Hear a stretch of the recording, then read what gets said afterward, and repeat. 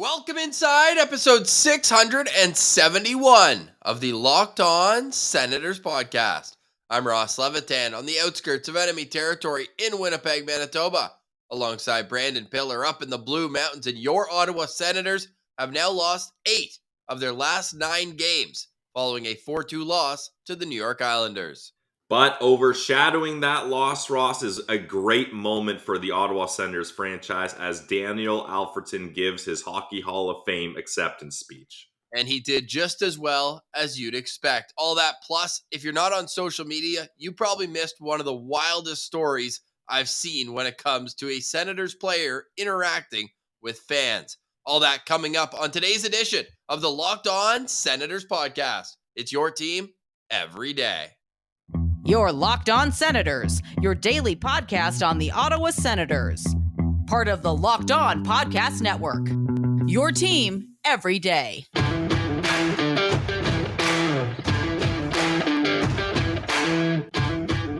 I'm Jake Sanderson, and you're listening to Locked On Senators podcast. I'm Tim Stützle, and you're listening to the Locked On Senators podcast.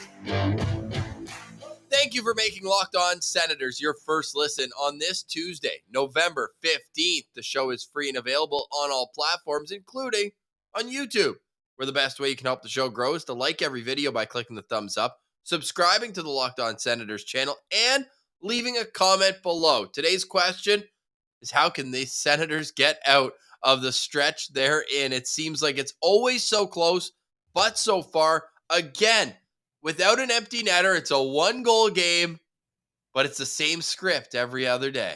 Yeah, I feel like we're just on repeat here, Ross, early on in the Ottawa Senators season, as they are now 5-9-1, 2 points away from dead last in the entire league. I mean, the Arizona Coyotes are outperforming your Ottawa Senators.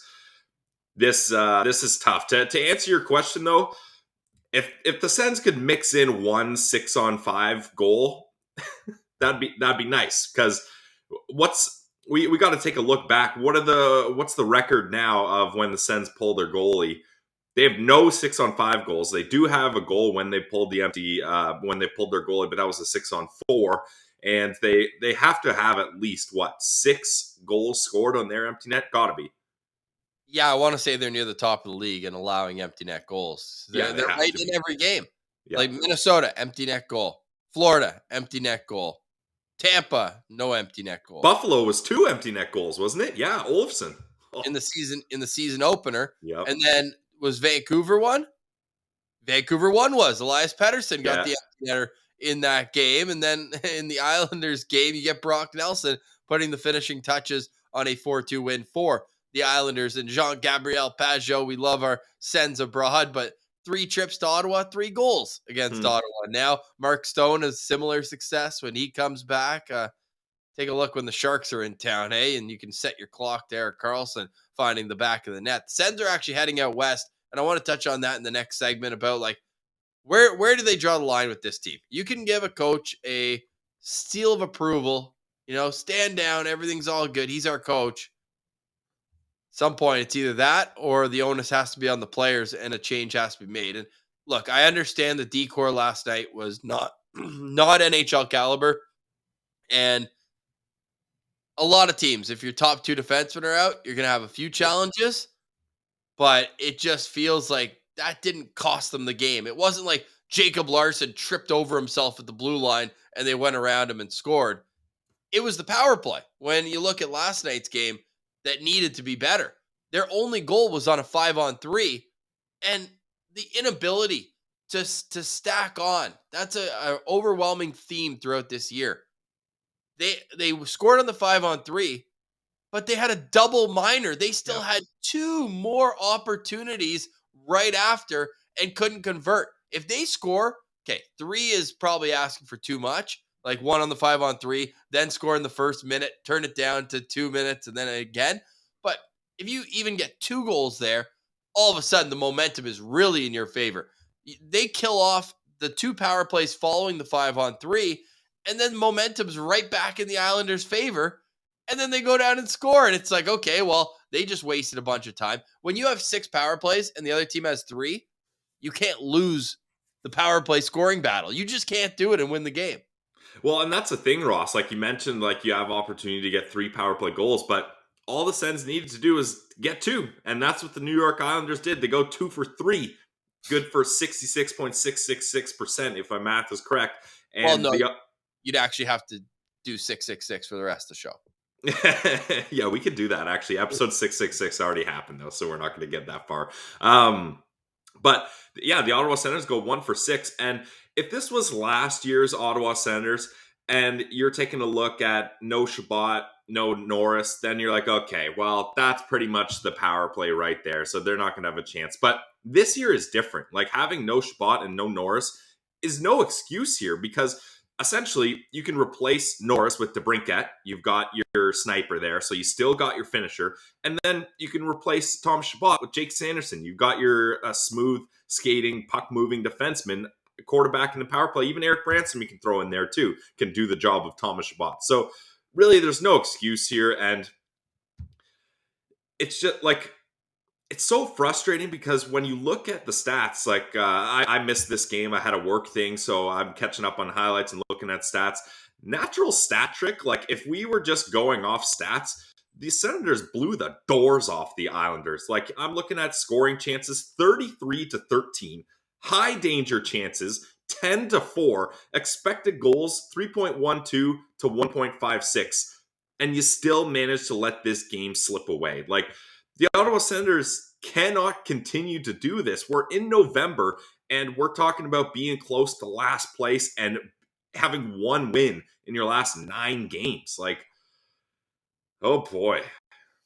And that wins against Philly, who everyone thought was going to be a walkover team this year. I know they're playing better. They have lost 3 in a row, but they're losing to the teams above them. They're losing to the teams below them. Theoretically, obviously, there's not a whole lot of teams actually below them. Anaheim and Columbus, the only ones. Well, hey, Anaheim's coming up on the docket. Shouldn't that be a barn burner down at the pond next week? Yeah, I don't. We still have 2 more home games before the Senators head out west, Ross, against Buffalo, who gave this team a hard time to start off the season, and then the New Jersey Devils, who are one of the hottest teams in the entire league. So this is going to be a tough homestand for the Ottawa Senators. It would have been nice to get a win up against the Islanders here. Like I said, I really think that Islanders record is inflated. I think even with the injuries the Ottawa Senators have, they essentially outmatch the Islanders. They just can't pull through at the end of the game. Billsy, Wednesday's game tomorrow, must win. Must win game against the Buffalo Sabres. This is the team that's the only one within striking distance in the whole division right now. 3 points up. I can't believe we're talking about 7th place in the East, in the Atlantic. Yeah, not even the East, Ross. No. The Sabres, though, have lost 5 in a row. I need to check if they're playing. They're playing tonight, too. So they're going to be on the second half of back-to-back with travel. After losing at the best, they'll win tonight and have 1 win in their last 6 games. They cannot lose, and it's their second time playing Buffalo. They already lost in Buffalo. If they lose at home tomorrow night, I'm going to be banging the door down for changes. Like, I think that we've been pretty patient. We've kind of teased with the idea, like, oh, should they? Like, if they lose to Buffalo on home ice, a team that's lost 5 in a row, second half back-to-back with travel, not a good team. No. Watch. Craig Anderson's going to come in, make 45. I know. Yeah. If you're, I'm blanking on the Buffalo Sabres head coach name right now, but Don Granato. Don Granato. Thank you. If you're Don Granato, there is not a chance you put Anderson in the other game. You keep him ready for the game up against the Ottawa Senators if he knows the stats here. Don't post the stats again, Ross, because if Granato, don't post them though. I got him quick. I got him right up quick. If Granato sees that, we're done. We're done. So yes, I agree. I'm hopping on the must win game train for you, Ross. I think the Ottawa Senators are 2-3 in our designated must wins. 2-2. Oh no, the Vancouver one was must win too, right? Just because Drake said it. I honestly didn't feel. Oh, we didn't follow along with the Devils must win tag? I think you did, but maybe not officially. Okay. Why don't we give ourselves a chance there? We're 2-2. Yeah, we'll give ourselves a mulligan there. 2-2 in the must win games. Yeah, they have to get some momentum going here, especially like when you head out on a kind of long distance, longer road trip out west, you need some good momentum heading into that. So although they're going to play the Devils before they do that, having a little bit of help beating the Buffalo Sabres, I think could go a long way. It could go a very long way. Well, Pierre Dorion said that the next 10 games are very important. And since then, the team is 1-2-1, starting with the Canucks game. And coming up at home on Wednesday is the Sabres. Yep. Then, again, another reason why it's a must-win. They're going to have 2 full days to think about it before playing the Devils on Saturday afternoon. And then they head out west. Sharks, Golden Knights, Ducks, and LA Kings. You have to win at least 4 out of those 6 games to make it even interesting at this point.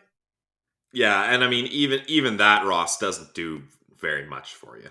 I'm not looking at the NHL draft class yet, dude. I can't do it. Yeah, don't do it yet. Do not bring out the Tankathon spin meter. We are not there yet, but I did it last night once. I know, yeah. People wanted it. How'd it go? They fell 2 spots, 6th. Damn. Philly jumped 10 spots from like 14th to 4. I was sick. It's going to be one of those ones, eh? But for all you glass half empty people out there, and maybe they're not wrong, but we will say that this 2023 draft class is supposed to be generational. Word of the day. So feel good about that one, Sens fans. There's a generational draft class waiting at the end of the rainbow. All right, Pillsy, say hi to one of our favorite sponsors, and then we'll get into a little bit deeper of what's struggling around this team. We also forgot to shout out one of our boys who had a weekend when we go around the world of Sens prospects every Monday. Huge omission. Big weekend. We'll get into that after Pillsy has a word from one of our favorite sponsors. Awesome. Yes. You got to look for the best odds, the best stats, the best news, the best updates. All these things are so important when you're making your decisions, when you're sports gambling. And if you're going to do some gambling on some sports, why not do it at the trusted online sportsbook of the Locked On Podcast Network? You guys know where I'm going with this. It's BetOnline. They've got all the latest odds, totals, player performance props, overs, unders, money line, puck line, whatever you like, they got it. And it's not just hockey, guys, because if you're like me, you might have lost a couple shekels betting on the Sens to bounce back and win games late. There's other sports you can bet on. Check out football, basketball, baseball, soccer, boxing, UFC, golf, whatever you like. You know they got it at betonline.net. So head to the website today or use your mobile device to learn more about the trends and action. Guys, it's betonline.net where the game starts. And I got to tell you a quick word as well from our friends at Shawarma Palace. Shawarma Palace is Ottawa's best kept secret. Maybe not anymore with 9 locations, but they've been Ottawa's only place for shawarma since 2001, is it? They've been honestly around for so long, and there's a reason for their longevity. Am I right? 97! Shawarma Palace, officially around since 1997. I always go to the one on Rideau Street. They know me. They know that when I walk in, it's the chicken shawarma platter with extra garlic sauce, extra pita, and I always have to bring a friend. But if you think you can handle a full shawarma platter to yourself, well, hey, we want to see that at Sens Central. These things, though, a little pro tip from your friends over here at LOSP, just throw it in the fridge when you feel like you can't have anymore. It is unreal for leftovers. Put it in the fridge, go to the bar, come back home, and it is the best way to really settle yourself in to a great night. You're among family at Shawarma Palace at any of their 9 locations. I mentioned the one on Rideau Street by Augusta. There's also the one on Hunt Club and Bank. There's one in Orleans. You're never too far away from a Shawarma Palace. You lucky kids over at Carleton University. You can just go right to the food court in the main area. But Shawarma Palace is also available on Uber Eats, DoorDash, any one of those delivery services. You can get a Shawarma Palace. You know what? I say game days taste better with Shawarma Palace. We love when you tweet us at Sens Central. But you know what? The day after losses can be recovered with Shawarma Palace as well. Visit any of their 9 locations and let them know that Locked On Senators sent you. We love you, Shawarma Palace. I can't wait to get home and eat you again. All right, Pillsy. So we'll get to Daniel Alfredsson in just a second, but is there a new Swedish kid coming on the block, Oscar Pettersson, unbelievable effort at the international U20 tune-up. So this is pretty much like the last scouting opportunity that the Swedish management team for the World Juniors has for that age group before having to select it. Of course, they'll still have some SHL games and junior games, but Pillsy, 5 points in 4 games. This kid really brings it.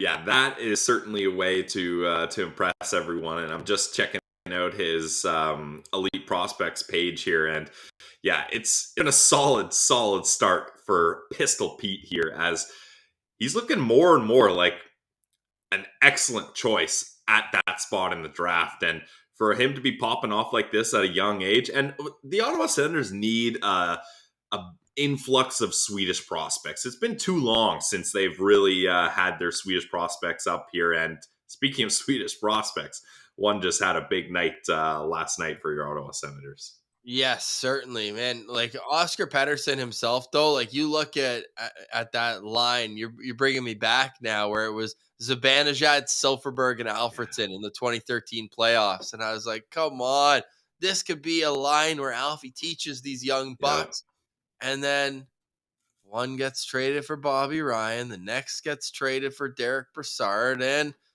then Alfie had to leave unceremoniously, all within the next year and a half, basically. I know Zibanejad stuck around a little longer, but you're right. They really need to reload here with the Swedes. I feel like the last one, who's the last, I guess Eric Brandstrom really is. Yep. We were talking about Eric Brandstrom last night, and not to pile on, but at what point does an offensive defenseman have to produce points? Because he looks good moving the puck, but he has 2 assists in 15 games. Yeah, it's crazy. It's almost just is it unlucky at this point? Because people in the chat during the postcast, which live after every game, they were saying, he's a puck moving defenseman, right? He's not necessarily an offensive defenseman. He's a puck moving defenseman.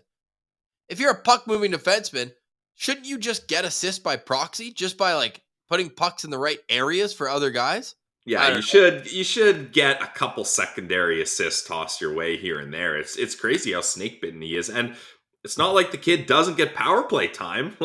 Especially now with Shabbat out, and when Shabbat was out last season, I'm pretty sure Brandy had 4 minutes of power play time, and then Jake Sanderson had 4 minutes 39 seconds for Brandstrom, 6 minutes 39 seconds for Jake Sanderson. So the opportunities are certainly there for him. It's an anomaly, a statistical anomaly. You're looking at 9 assists in his last 45 games. No goals. Damn. Makes no sense. Hopefully he can figure it out, because he's fun to watch. He's smooth. He looks good out there. But let's get to the real Swedish star of the night. What did you think of Daniel Alfredsson's Hall of Fame speech? Man, Alfie just has this aura about him. Even watching on video, you can feel his presence in the room. I know that probably sounds weird and it's a biased Sens fan thing to say, but it's just crazy. And I was grinning so hard watching Alfie go up there and meet Matt Sundin and shake his hand, and they're holding the plaque. That is just insane. And Alfie started off his speech being like, I can't believe I'm friends with that guy. We hated each other pretty much our whole careers, and now we can shake hands and be friends. So that is just crazy. And I don't think you'll find a more kind of humble, modest, accepting player than Daniel Alfredsson. And he shared some good stories, Ross. I got a pretty good laugh out of Alfie saying he was super excited to come to North America and start in the NHL. And he gets off the plane from Sweden and he's looking through his bags and he left his skates overseas. That must have been a stomach dropping moment for Alfie, being like, oh my God, I left my skates at home.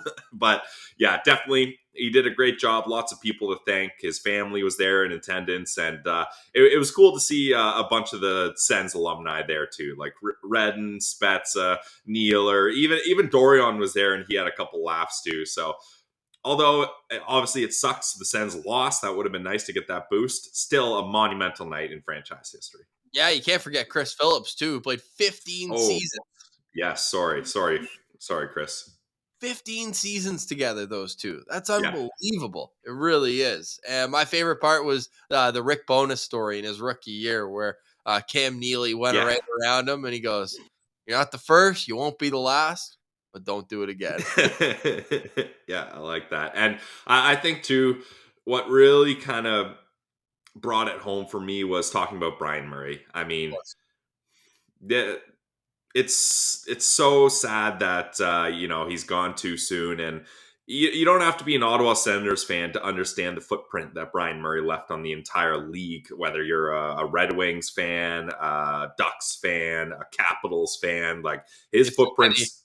If there's any Panthers fans out there, The Panthers, yep, that's true. Also, yeah. So his fingerprints are everywhere, and even I think Dorion would have a lot of good things to say about Brian Murray, learning from him. And yeah, Alfie's story about asking Murray for advice on buying a house, and he's like, "Hey, if you like it, just pay up." And Alfie probably was like, "Oh, I'll remember that, Brian, when it comes to contract negotiations. You like me? You want to keep me around?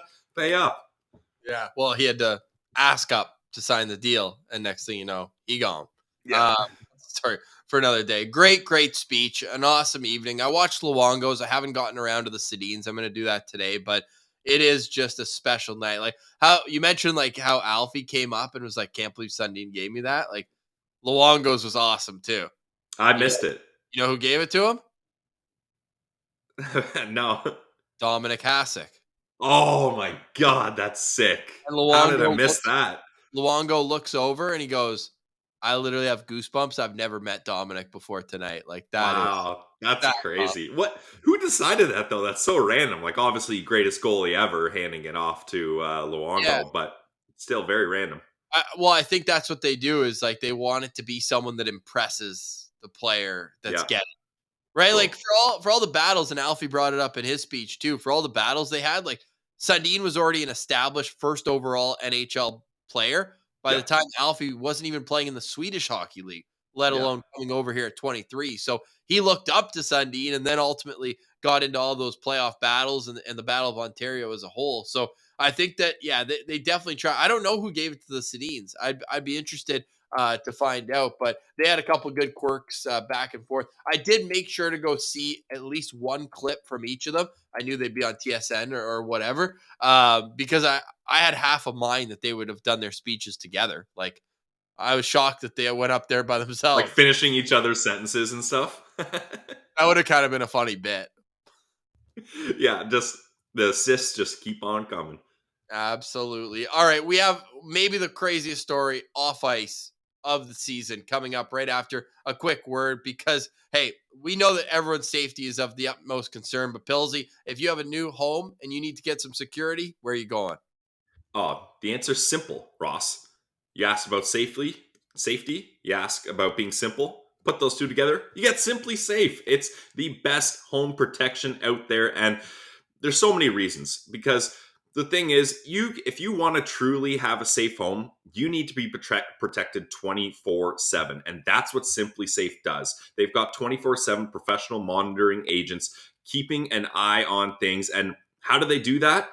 You've got high definition cameras in every room in your house, and you can get them outside as well. So inside and out, you're protected. And also, they have motion sensors for every door, window, wherever you need coverage. SimpliSafe has your back. It blankets your entire home with protection. And it's not just for break-ins too. It protects you from fires, floods, any kind of hazards. And they are alerted right away, and they can dispatch the police or any first responders that you might need. That's the SimpliSafe way. And you know what? They're going to make things really easy for you because the monitoring experts use proprietary advanced response technology to visually confirm when a break-in is real so that they can get you the highest priority police dispatch. You know you're covered with SimpliSafe. Customize the perfect system for your home in just a few minutes at simplisafe.com/lockedonnhl. And you're going to save 20% on your SimpliSafe security when you sign up for the interactive monitoring plan and get your first month free. So save 20% and your first month free. That is awesome. Visit simplisafe.com/lockedonnhl to learn more. Guys, there's no safe like SimpliSafe. Very weird. Not only a 5:30 Monday. Yeah, you had some serious qualms, eh? Well, when I see Bruce Garriock and Ian Mendez start tweeting out quotes from Alfredsson's speech, and I look and there's 14 minutes left in the third period. Yeah. Bush League. And I get it. They had it on tape delay. But in the world that we live in, if I wanted to see the entire speech, I could before it even happened. That was very, very dumb. And not only that, who's making it out to Canada at 5:30 on a Monday evening? This is a city full of civil servants that work 9 to 5. Yeah. Just all around a weird decision. I agree. Oh, I hate when I do that. It actually makes you so mad. I was going to hit it with a little brick head from Brick. I got it. Anyways, here, for the people. I don't even know what he's thinking. He's just a complete brickhead. Whoever made the schedule. Yeah, no doubt. But usually it's like Tuesday, Thursday, Saturday. Instead, we get Monday, Wednesday, Saturday. But we'll see with this Ottawa Senators team. And we'll see if Nikita Zaitsev has anything to say after a back and forth on Twitter. So let me try to set the stage here as best I can. I think there's some context that I could be missing. And I'm not going to drop the name of the IG account. It's kind of gross. It's a, let's just call it a Bruce Garriock parody meme account on Instagram. And I didn't even think the meme itself was that bad. I didn't think it was that funny either. But basically just being like, whenever there's a goal against, who's out there? Nikita Zaitsev. All right, cool. Didn't tag Nikita Zaitsev. And then all of a sudden, Zaitsev's dad, allegedly, starts sending middle finger emojis to this kid. And then I would have just left it at that. The kid responds and it's like, I don't know what you're talking about. Something like that. Anyways, they keep going back and forth. The dad's calling him like a fat pig. I think the dad thinks that it's not a parody account. Let's put it that way. So then he gets all these other messages on comments on his thing from other people. And these are all public. You can go see them. From Russian accounts being like chirping this guy who I think they think is actually Bruce Garriock. And then it all kind of came to a head because, again, allegedly, Nikita Zaitsev himself reached out and said, you and me, let's meet up tomorrow. Answer me. You want to say it? Say it to my face. So now we got healthy scratches going at fans. Yeah, Ross, we've covered some wild stuff for your Ottawa Senators in our years of podcasting, but this is a new one. That's for sure. And I think, you got to look at both sides here because for Nikita Zaitsev, this is the lowest point of his career. And I think, you can say what you want about 22's play on the ice and his contract and all that kind of stuff. But the thing is, that's what this meme page was doing. And I'm kind of indifferent. I think that both sides probably a little bit at fault, but they just went off on him. And like the Google Translate of the message that was sent in Russian is crazy. Yeah. It's wild. Quote, you insulted my son. You posted a vile post with a photo. You made one person guilty. The last game showed that you are an amateur and Nikita is an honest player.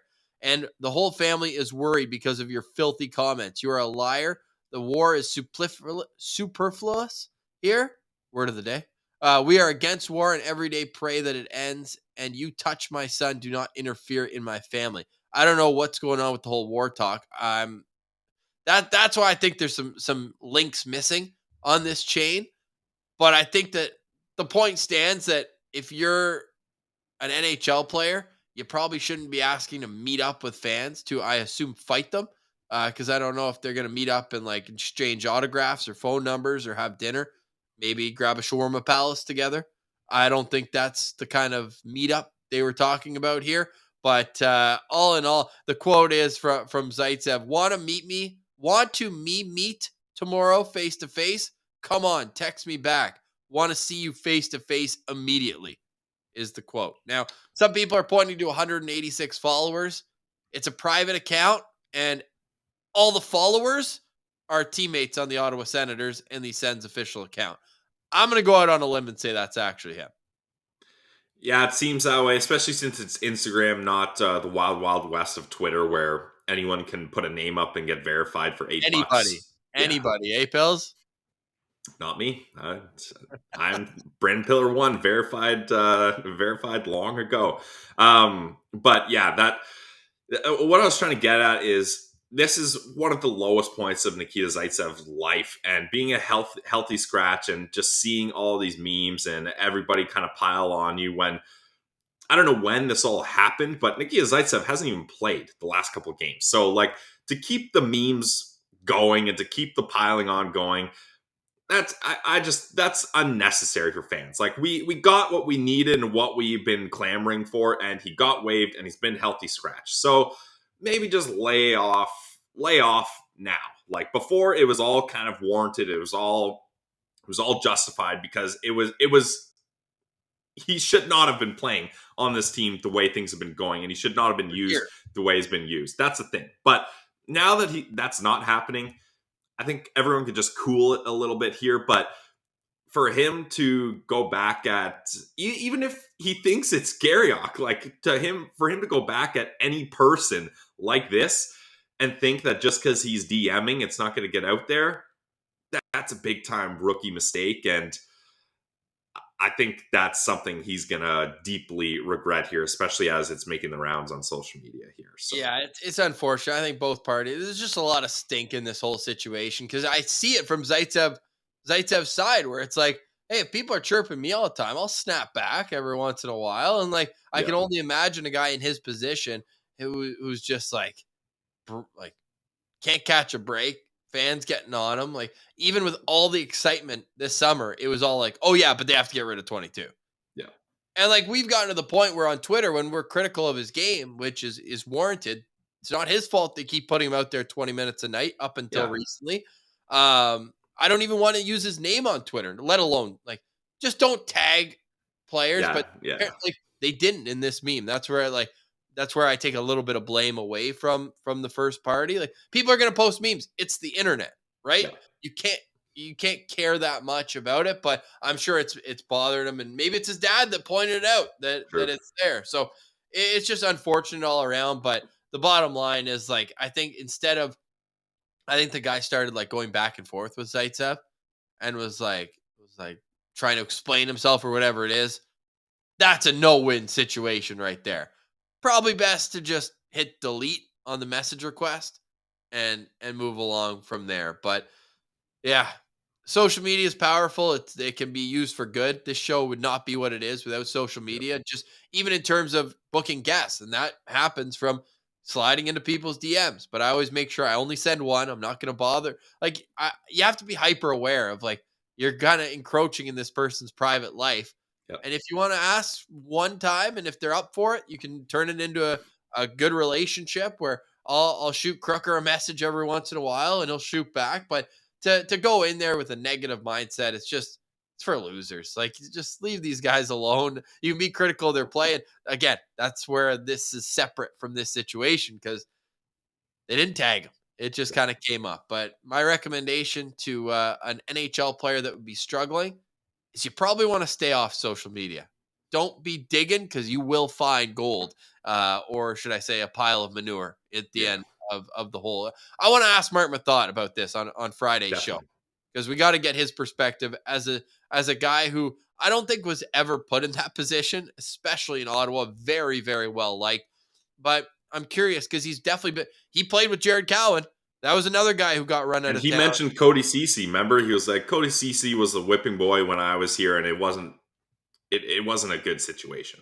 Yeah, I'm really curious to get Mark Mathot's take on that. But again, never a dull day in Sens land, eh? Like, this isn't quite at the level of the Uber situation, but it's in that if we had to put folders for all the storylines we've dealt with throughout the years, it would be in the same folder as the Uber video.